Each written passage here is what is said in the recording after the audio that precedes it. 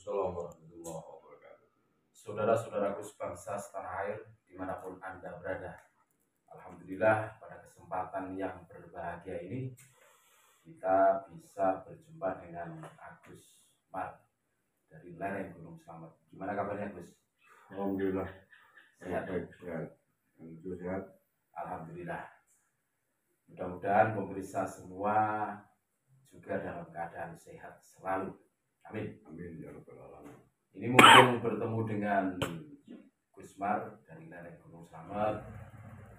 Kita akan ngobrol-ngobrol tentang persekusi yang terjadi di Karawang, yang kemarin viral, rombongannya Tuh Bagus Wogi dan Kiai Ihsan yang sampai mobilnya rusak. Terus ada sahabat Banser yang kalau istilah orang di sini bidak-bidu keroyok ratusan orang. Ini menurut pandangan Gus Mar gimana ini tentang persekusi di Karawang? Ya, terima kasih Kang Bejo. Pertama, saya mengutuk keras. Ya. Mengutuk keras atas pengeroyokan. Itu masuk kategori tindak kriminal berat. Berat ya? Pengeroyokan itu ancaman hukumannya, ancaman pidananya berat. Itu di atas 6 tahun kalau nggak salah. Apalagi direncanakan. Ya, dan itu tidak boleh dibiarkan berlalu begitu saja.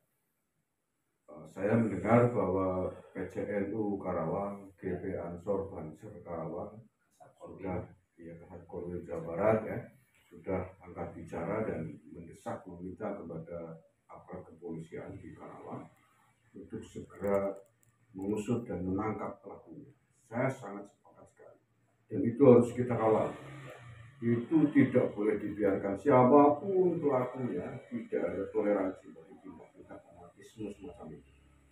Apalagi pengeroyokan, itu harus ditangkap dan dipenjarakan. Terus diusut dalamnya siapa? Ya, dalamnya siapa? Karena saya sepakat bahwa itu tidak berdiri sendiri. Itu menurut saya adalah ada kaitannya dengan provokasi-provokasi sebelumnya yang disampaikan, dihembuskan oleh pendolan-pendolan mereka, para pecinta Pahlawi Ya. yang mengatakan bahwa kalau ada pengajian yang melawan Pahlawi, yang musik-musik bahas nasab Pahlawi, jangan ragu-ragu akan dibubarkan kan? Diusir gitu. Berani nggak ngusir? Berani. Provokator ini menurut saya juga tidak boleh dibiarkan. Ini sebagai bukti dampak akibat dari provokasi tersebut. Pemicu lah. Iya. Ya, karena provokasi itu kemudian membuahkan perilaku yang semacam itu. Maka menurut saya polisi tidak boleh hanya berhenti pada pelaku pengeroyokannya, tapi dalam dibalik ini aktor intelektualnya, provokatornya ini harus segera tangkap juga. Kita kan tahu di mana itu di Jawa Timur ada namanya Muktor itu, ya, mengatakan bahwa akan bagi yang pihak-pihak yang mengkritisi nasab Habib ya, agar di istilahnya terapi tegangan tinggi. Itu termasuk provokator itu. Provokator itu hasutan kebencian, memerintahkan kepada para jamaahnya untuk melakukan terapi tegangan tinggi dan lain sebagainya. Kemudian di Jakarta ada pentolan Habib juga mengatakan begitu, memerintahkan menghasut agar yang membicarakan tentang nasab Habib Alawi itu agar dibubarkan dan lain sebagainya. Itu saya kira adalah hal-hal semacam ini adalah salah satu akibat dari provokasi tersebut.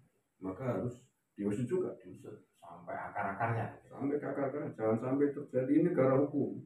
Tidak boleh seenaknya memprovokasi orang.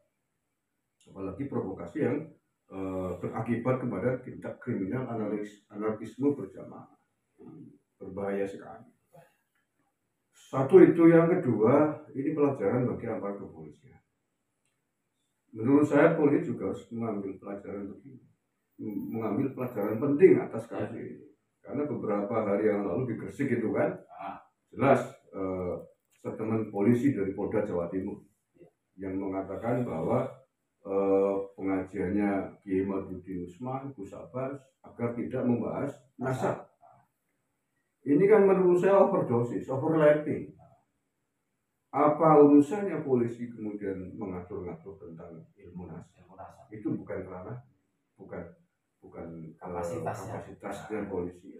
Dan itu sikap itu kemudian ditangkap, diterima oleh mental anarkis, oleh mental provokator, oleh mental pembuat rusuh.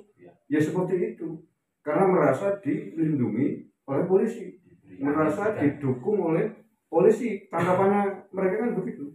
Karena di otak mereka, wah ini polisi sudah melarang, nggak boleh ada Kiai Maduddin Usman, ada Gus Abbas yang membahas nasab. Ini polisi sudah mencegah mereka.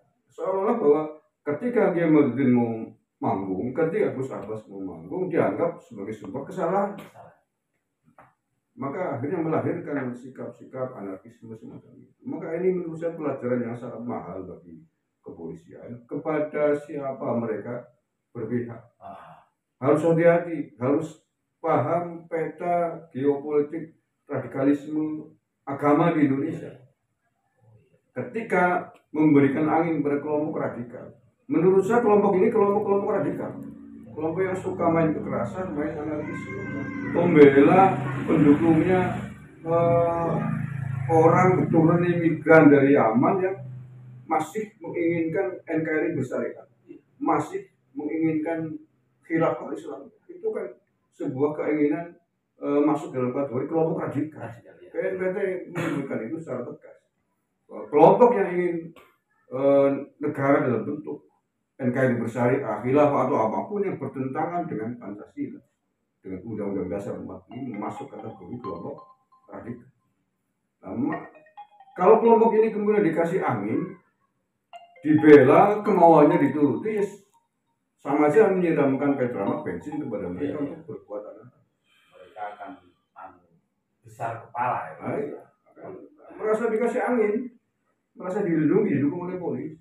Memang betul yang disampaikan jenengan bahwa seakan-akan aparat kita itu memberi angin segar sampai ya mengatakan tidak boleh bahas asap. Nah, seharusnya seperti apa yang aparat kepolisian lakukan ketika pengajian, ketika polemik nasab ini semakin besar, kemudian ada kelompok yang tidak terima dengan alasan pembelaan terhadap para habaib dan lain sebagainya. Harusnya dilihat secara objektif.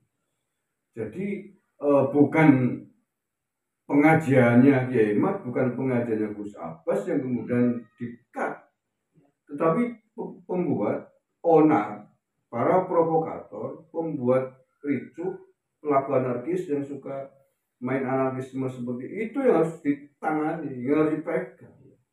Bukan pengajian yang sedang berusaha meluruskan banyak hal terkait sejarah bangsa ini, sejarah peradaban Islam, sejarah bangsa banyak dibelokkan, dicuri oleh mereka. Tokoh-tokoh nasional kita, tokoh pahlawan nasional kita, sejarahnya dialihkan, diklaim sebagai keturunan mereka. Seharusnya situ. Lah, itu kan sebuah upaya yang sangat membantu terhadap bangsa dan negara.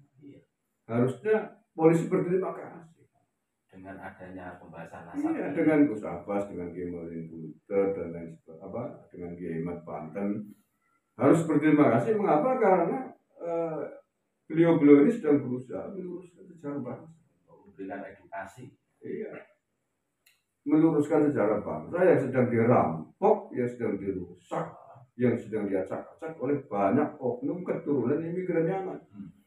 Buktinya, faktanya, datanya bertebaran di YouTube. Mereka mengatakan bahwa di Nugoro bin Yahya, kayak semua di Ningrat bin Yahya, sana bin Yahya, Imam Bonjol katanya Habib Syihab. Apalagi itu banyak lah ya. Banyak. Mbah Malik menjadi. Ya di sini di Banyumas ada tokoh keturunan di Ponorogo juga katanya bin Yahya. Ini kan tidak benar semuanya, tidak benar. Yang di Purwokerto ini tidak benar. keluarga sudah mengkonfirmasi. Nah, hal ini tentu saja perlu diluruskan. Mengapa ini sampai terjadi dan mengapa pelakunya semuanya adalah klan imigran dari Yaman ini. Nah, polisi harus memahami itu. Makanya jangan kemudian pembahasan ini demi menyelamatkan sejarah bangsa yang dihentikan, yang dihalangi, yang dilarang. Tapi pembuat onar di kelompok-kelompok mereka jelas-jelas pengikutnya, pentolan-pentolan keturunan imigran Yaman dari kelompok radikal yang harusnya jangan kemudian dikasih hati.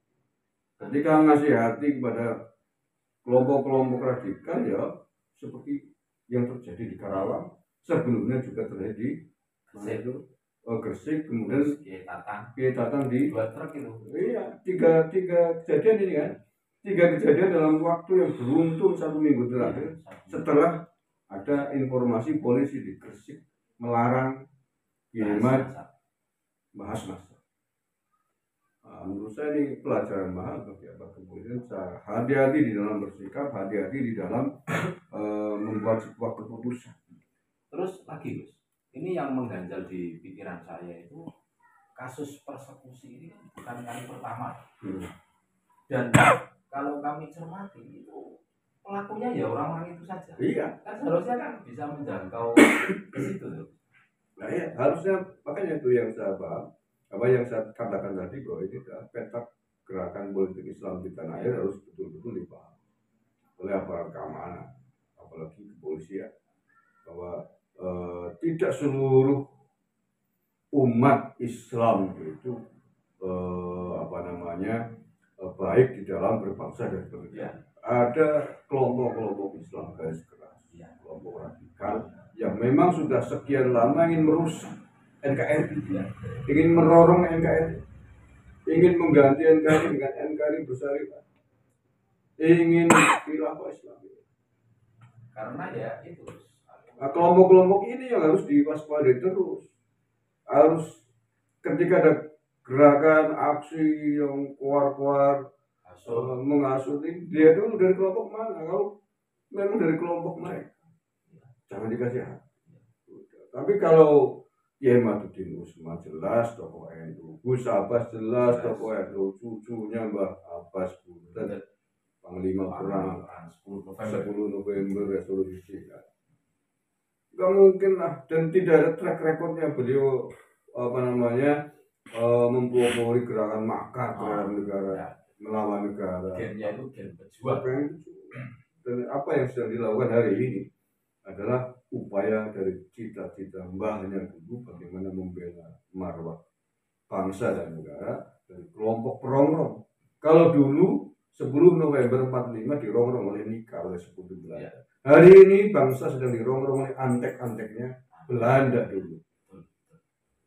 Dan sekarang diteruskan oleh cucunya Gus Abbas Buntet. Dan kita mendukung sepenuhnya. Dan mereka hari ini kan menerapkan strategi divide et impera itu. Iya. Sesama pribumi bertabrakan kan gitu. Karena mungkin mereka sebagai antek belajar dari bosnya dulu Belanda itu, bahwa Belanda dulu berhasil menguasai 350 tahun.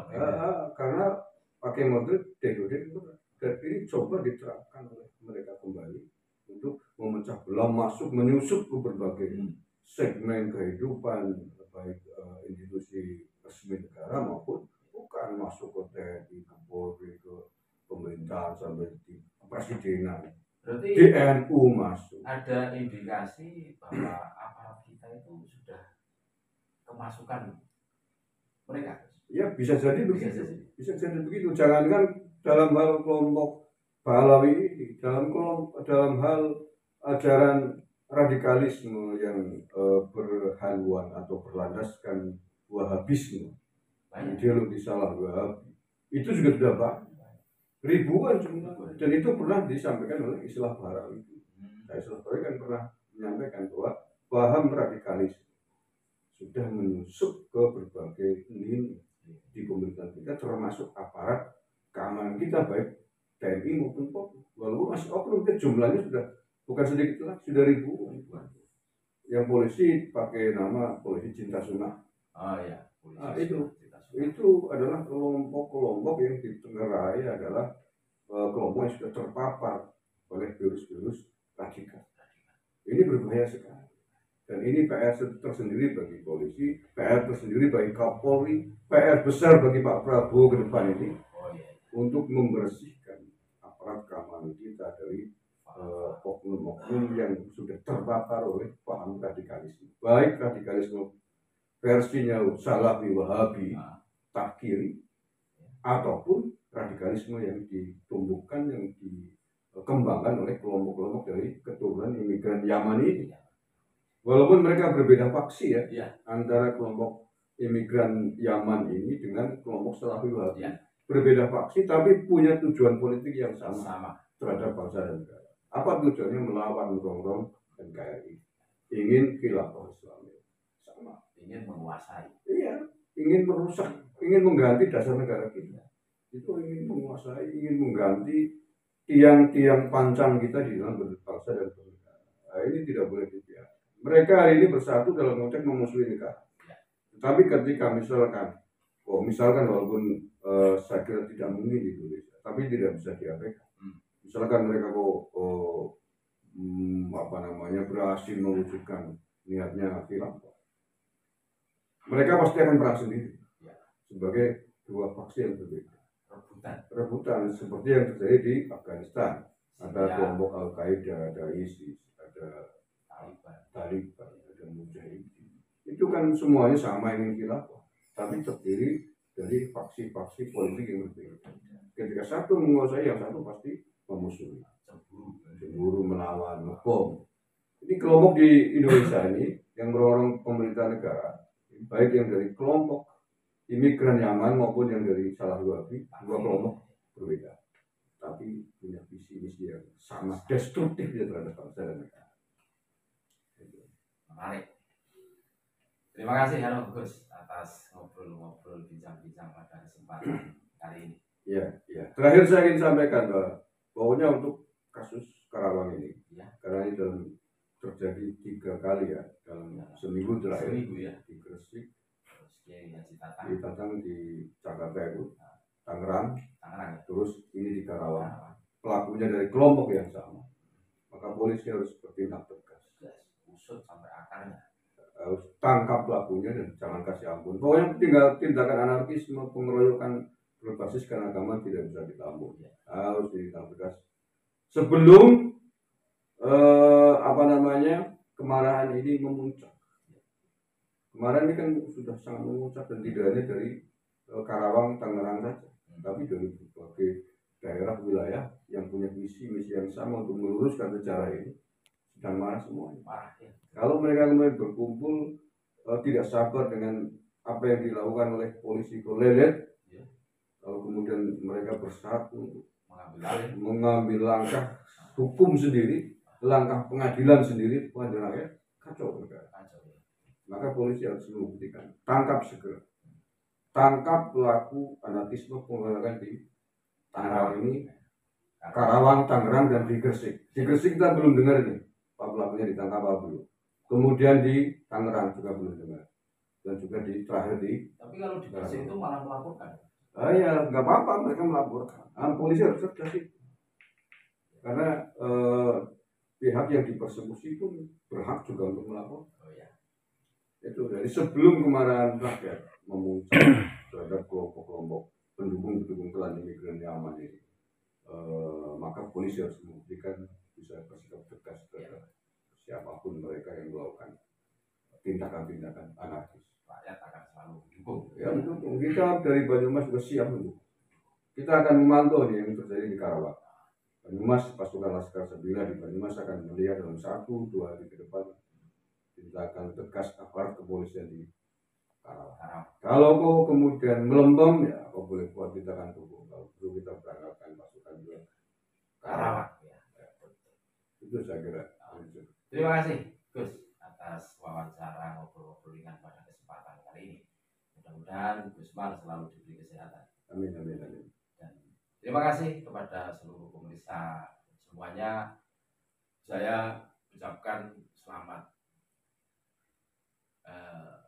Merdeka 17 Agustus yang akan datang, dan semangat kita cinta akan negara kita tetap termotivasi, tetap terbangun, tetap kuat di dalam saluran kita. Amin ya rabbal alamin. Terima kasih banyak. Kami akhiri. Assalamualaikum warahmatullahi wabarakatuh.